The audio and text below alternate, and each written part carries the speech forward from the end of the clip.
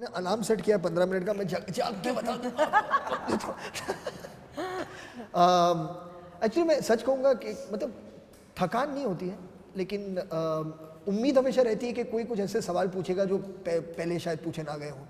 ये उम्मीद तो रहती है, क्योंकि जो एक बेसिक चीज़ है फिल्म के बारे में, ऑडियंस के तौर पे जो आपके दर्शक हैं वो भी मतलब कितना सुन सकें वही जवाब। तो अगर आप कोई दूसरा सवाल पूछें तो इसी उम्मीद से हम ये इंटरव्यूज़ करते रहते हैं कि कोई ना कोई कभी ना कभी अलग अलग तरह के सवाल पूछेगा। मुझे एक्चुअली ये लगता है कि प्रमोशंस जो होते हैं वो कभी कभी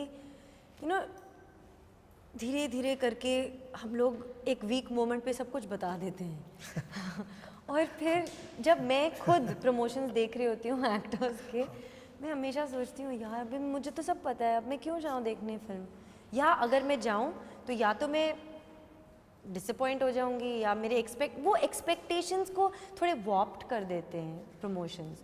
सो आई विश हम ऐसे ना प्रमोट करें और थोड़ा सा अलग कुछ तरीका हो, but it's a great way to reach out to people to say कि हम लोगों ने इस फिल्म को बहुत प्यार से और बहुत खुशी से बनाई है, एंड आई होप कि आपको और जब भी 8 जनवरी को ये फिल्म रिलीज होगी तब आपका प्यार बहुत जरूरी। मैंने जॉनी गद्दार देखी है, मैंने वो दूसरी फिल्म जो आपने जिक्र किया, हाँ वो मैंने देखी नहीं है तो उसके बारे में मैं कुछ नहीं कह पाऊँगा, लेकिन ये फिल्म बहुत अलग है उस फिल्म से और उस जॉनर से, क्योंकि ये फिल्म एक्चुअली मतलब जो आप देख रहे हैं एक थ्रिलर की फीलिंग आ रही है, और है थोड़ा बहुत मतलब जो थ्रिलर एस्पेक्ट है इसमें, क्योंकि एक इन्वेस्टिगेशन है, ये सारी चीज़ें हैं, लेकिन ये फिल्म एक्चुअली एक इमोशनल ड्रामा है अगर मुझे आप पूछें, क्योंकि मैं जब मैंने ये कहानी पढ़ी थी तो जो सबसे ज़्यादा इफ़ेक्टिव चीज़ है इस फिल्म में और जो सबसे ज़्यादा आपके साथ रह जाती है, जो यादगार है, वो जो एक इमोशनल थ्रस्ट है इस फिल्म का, जो एक लव स्टोरी है, जो एक ड्रामा है या दोस्तों का, ये चीज़ें हैं जो आपको ज़्यादा याद रहेंगी इस फिल्म को देखने के बाद। तो इसका सिर्फ आपके दिमाग, जो कहते हैं ना एक फिल्म में जो एक स्मार्ट फिल्म बनी है, ये उस तरह की फिल्म नहीं है, ये एक ऐसी फिल्म है जो पहले आपके दिल के अंदर जाएगी और उसके बाद जब आपको लगेगा कि हाँ यार मैं भी अभी इस फिल्म का, इस कहानी का, इस दोस्ती का, इस रिश्ते का एक हिस्सा बन चुका हूँ, फिर उसके बाद एक ऐसा वक्त आएगा जब आपको सोचना पड़ेगा कि यार इनकी मुसीबतें मैं भी ट्राई करता हूँ इनके साथ सॉल्व करने में।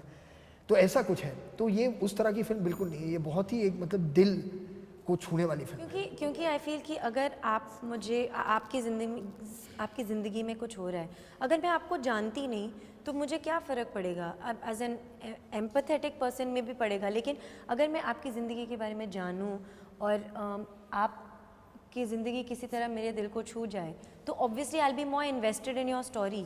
तो एक इमोशनल इन्वेस्टमेंट जो होती है कैरेक्टर्स के लिए वो इस कहानी में बहुत है। और I think a lot of people से दिस, हमारी आजकल की जो फिल्में हैं कि वो बहुत क्लेवर होती हैं और वो बहुत खट प्लॉट कूल टेक्निकली सब कुछ उनमें सॉर्टेड होता है, लेकिन एक at the end of the film you feel अरे मैं रोई नहीं, मेरे को कुछ लगा नहीं, क्या क्यों ऐसे क्यों हुआ। पर आई फील कि I hope and I think कि इस फिल्म में बहुत ये चीज़ बहुत स्ट्रॉन्ग है, आप इन्वेस्ट हो जाते हैं इन लोगों में, एंड इसलिए आपको जानना है कि क्यों ऐसे हो रहा है, क्या ऐसे हो रहा है, क्या हम उन्हें बचा सकते हैं, क्या हम कुछ चेंज कर सकते हैं। That kind of interaction is there. नहीं, और ये बिल्कुल सही बात है कि जो हिंदी फिल्म है और जो आप कहते हैं ना जो एक मेन स्ट्रीम हिंदी फिल्म जो बनती है वो बिना एक इमोशनल कनेक्शन के वो सक्सीड नहीं हो सकती, वो बहुत ज़रूरी चीज़ है। और वो एक चीज़ है इस कहानी में जो सबसे पहली चीज़ रजिस्टर हुई जब मैंने सुना उनके ज़बानी से ये कहानी जो है और ये स्क्रिप्ट जो है, तो पहली चीज़ मैंने नोटिस किया यार मुझे अंदर से बहुत कुछ ऐसी फीलिंग्स आ रही हैं जो मुझे नहीं लग रहा था कि पॉसिबल है ऐसे जॉनर में। तो बहुत अच्छी बात है इस कहानी के बारे में। बस यही कहूँगा कि उनकी फ़िल्मों से मतलब मैं बहुत इन्फ्लुएंस हुआ हूँ, उनके काम से इन्फ्लुएंस हुआ हूँ, उनकी पर्सनैलिटी से इन्फ्लुएंस हुआ हूँ। मतलब कुछ हद तक जो मेरा एक फ़ैसला था जो मैंने लिया था कि मुझे फ़िल्मों में कुछ काम करना है, वो उन्हीं की वजह से कुछ हद तक है ये फ़ैसला। तो ये मैं बहुत किस्मत वाला मानता हूँ अपने आप को कि 10-11 साल पहले उनको डायरेक्ट करने का मुझे एक मौका मिला था लक्ष्य में, और अब उनके साथ इस तरीके से एक करीबी से इतना काम करने का मौका मिल रहा है। और बिल्कुल सही कहा आपने कि जितनी पीढ़ी आई हैं फिल्म में, जो भी हो, वो एक्टर हो, डायरेक्टर हो, राइटर हो, कि सब कहते हैं कि उनका इन्फ्लुएंस रहा है हम पर। तो ऐसी जनरेशन्स मतलब आई हैं जिनके लिए उनके साथ एक फिल्म में काम करना, बतौर किसी भी रोल में भी काम करना एक बहुत बड़ी बात होती है, क्योंकि उनका इतना इन्फ्लुएंस रहा है। तो मुझे बहुत खुशी है कि मुझे 2 बार उनके साथ काम करने का मौका मिला है अलग अलग रोल्स में, और बहुत सीखने को मिला है उनसे। बहुत एक सिनेमा के बारे में जो एक प्यार है हमारे सिनेमा की ओर, वो उस सिनेमा का वो इतना बड़ा हिस्सा है, तो उसके लिए मतलब कभी कभी तो लगता है कि यकीन नहीं होता कि उनके साथ एक फ्रेम में बैठे हैं और कुछ बातें हो रही है जो कल ऑडियंस देखेगी पर्दे पे। He isn't, I mean, okay, I'm not going to say anything to that, but हाँ, मुझे एक ऐसी फीलिंग जब आती है कि मैं इसके बारे में क्या बोलूँ, जो भी मैं बोलूँगी वो बहुत सिली लगेगा, क्योंकि वो एक बहुत ही बड़ा आपकी ज़िंदगी में एक मायने रखता है। तो for me it was really really incredible. Mister Bachchan actually मैं उनसे पहले भी मिली हूँ लंदन, पेरिस, न्यूयॉर्क के दौरान, और उन्होंने एंड ही इज़, वो बहुत जेनरस हैं with his words and with his appreciation, and he is really amazing. और मुझे वो हमेशा याद रहा है कि how he has treated an a very very new actor, and this time when I got to work with him, एक I saw it up close and personal कि कैसे वो आपको टाइम देते हैं, कैसे वो आपके साथ रिहर्स करते हैं, और उनमें एक amazing fun sort of twinkle in his eyes, एक शरारत सी है, वो हमेशा एक्साइटेड होते हैं अपने काम के बारे में, and at the same time एकदम फोकस, डिसिप्लिन। तो ऐसी जब चीज़ें आप ऐसे इंसान में देखते हैं who has inspired millions in this country and in the world, it's amazing to also find that there's such amazing people. Drama है वो जॉनर मुझे शायद एज अ व्यूअर ऑल्सो मुझे सबसे ज़्यादा पसंद है। तो जो चीज़ें आपको पसंद है वो आपके चॉइसेस में भी रिफ्लेक्ट करेंगी, तो कुछ हद तक ये सही बात है। लेकिन मुझे थोड़ा कुछ हद तक जो एक हंसी मजाक की भी फिल्में होती हैं, जैसे ज़िंदगी ना मिलेगी दोबारा थी, उसमें कुछ अलग करने का एक मौका मिला था, कुछ हद तक दिल धड़कने दो में मिला, कुछ हद तक तो ऐसी होती हैं। ऐसी भी फिल्में, शादी के साइड इफ़ेक्ट्स में कुछ कॉमेडी करने का मौका मिला, तो ऐसी चीज़ें हैं। लेकिन कहीं ना कहीं उस जर्नी में एक ऐसा मोड़ आना चाहिए या कुछ एक ऐसा लेयर होना चाहिए जो एक सीरियस, एक ड्रामेटिक लेयर भी हो साथ में, वरना मुझे लगता है कि कहीं बहुत हल्की हल्की सी बातें हो जाती हैं लाइफ में।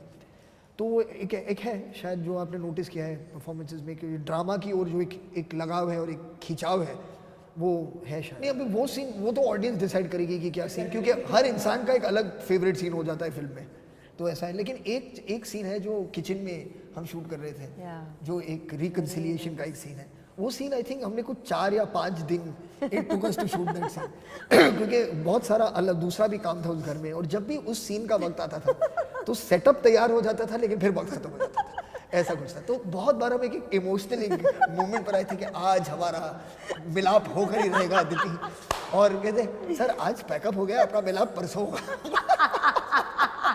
ठीक है, फिर परसों फिर से पूछा आज तो मतलब आज रोमांस होकर ही रहेगा, एक बोला सर आज अनफॉर्चुनेटली वो कुछ दूसरा करना पड़ेगा आज पहले, तो ठीक है। ऐसे ही कुछ कैरिड फॉरवर्ड होता रहा हमारा मिलाप। तो वो एक, जब मैं फाइनली देखता हूँ उस सीन को, तो मुझे हमेशा वो दिन याद आते हैं जब we were almost reunited but unfortunately not. Because मैं एक ऑडियंस के तौर से देख रही हूँ कि ये एक कोलैबोरेशन है ऑफ सम अमेजिंग पीपल, और हर इंसान को चुना गया है for their uniqueness. It's not कि he's a good director so I'll just take him. No, Bijoy is there because he's a good director but he's also a very visual director, technically amazing. तो एक vision उनका अलग सा है। Vidhu Vinod Chopra is he's written it with Abhijat Joshi. Farhan Akhtar हैं who is, we all know, incredible and so amazing at what he does. Mr. Bachchan हैं who we all look up to. Everybody in this film who has come together is there for a reason and has put all their heart and souls into making this film. And I feel it's a really nice combination of everything. Like Farhan said, ये एक thriller mystery है, इसमें pace है, but इसमें जो drama और emotion है वो बहुत strong है, तो वो आपको, it keeps you hooked to the film. And I think everybody wants to be touched. Every audience member wants to take a story home with them in their hearts. And I think and I hope that they will feel this about वज़ीर। देखिए मेरा ये मानना है कि जो हिंदुस्तानी film audience है उन्हें कहानी बहुत पसंद है। जब वो फिल्म में जाते हैं तो वो चाहते हैं कि एक अच्छी कहानी उन्हें दिखाई जाए, तो ये बिल्कुल एक कोशिश रही है हमारी तरफ से कि एक अच्छी कहानी हम बनाएं, एक ऐसी कहानी बनाएं जो जैसे इन्होंने अभी भी कहा कि आपके दिल को छुए, आपको थोड़ा एक्साइट भी करे क्योंकि जो थ्रिल है इसमें, तो ये सारी चीज़ें हैं, एक होलसम फिल्म है। तो बस यही उम्मीद करेंगे कि लोग जाएं और जिस तरह की फिल्मों पे हम बड़े हुए हैं, जो कहते हैं होलसम मेन स्ट्रीम एंटरटेनमेंट, जाकर देखें, enjoy yourselves, go with your family. It's a celebration of being part of movies. I don't see it, her film में रिस्क है, हर फिल्म में चैलेंज है, वो ऐसा नहीं है कि सिर्फ वज़ीर में है। तो हर चीज़ में कोई ना कोई कुछ ना कुछ दाव पे लगा ही रहा है, तो वो अलग बात है। लेकिन जिस वजह से हम इस फिल्म को बना रहे हैं वो इस वजह से है क्योंकि ये जो कहानी है ये बहुत ज़रूरी थी कि इस कहानी को हम दुनिया के साथ शेयर करें, क्योंकि इतनी एक अच्छी कहानी लिखी है उन्होंने कि पिछले कुछ 8-10 साल से मतलब वो सोच रहे थे कि बनाए ना बनाए। तो मुझे बहुत thank you very much Vidhu, thank you very much Abhijat for going ahead and making this film and for making us part of it, and I hope the audience will enjoy it as much as we have making the film. Thank you so much, sir. Thank you. Thank you.